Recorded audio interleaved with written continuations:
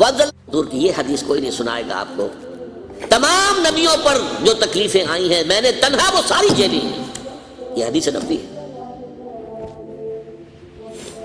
بہرحال اس پوری بحث کا نتیجہ کیا ہے کہ یہ معجزوں سے نہیں ہوا ہے، یہ دعاؤں سے نہیں ہوا ہے. دعائیں بھی ہوئی ہیں، کوئی شک نہیں. اللہ کی مدد بھی آئی ہے، غزوہ بدر میں آئی ہے مدد. اور مدد کا رات دروازہ آج بھی بند نہیں ہے. لیکن یہ ہے کہ جس طرح کا ہم وہاں دیکھتے ہیں، دھوپ پریشان کر رہی ہے تو ساتھ کے ساتھ بادل چل رہا ہے، ابر چل رہا ہے. ظل اللہ علیکم الغمام وانزلنا علیکم المن والسلوى. یہ بنی اسرائیل کے لیے ہوا ہے.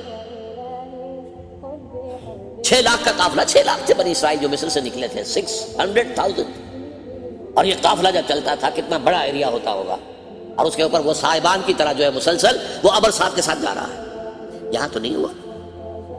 یہاں جو کچھ ہوا ہے میرے الفاظ نوٹ کیجئے، زمین پر قدم بقدم چل کر ہوا ہے.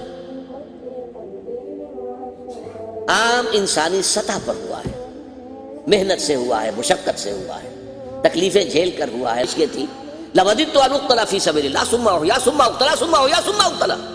میری بڑی خواہش ہے میں اللہ کی راہ میں قتل ہو جاؤں، پھر زندہ کیا جاؤں، پھر قتل کیا جاؤں، پھر زندہ کیا جاؤں، پھر قتل کیا جاؤں. لیکن اللہ کے رسول قتل نہیں ہو سکتے. یہ میں نے آپ سے عرض کیا تھا، رسول اور نبی میں فرق ہے.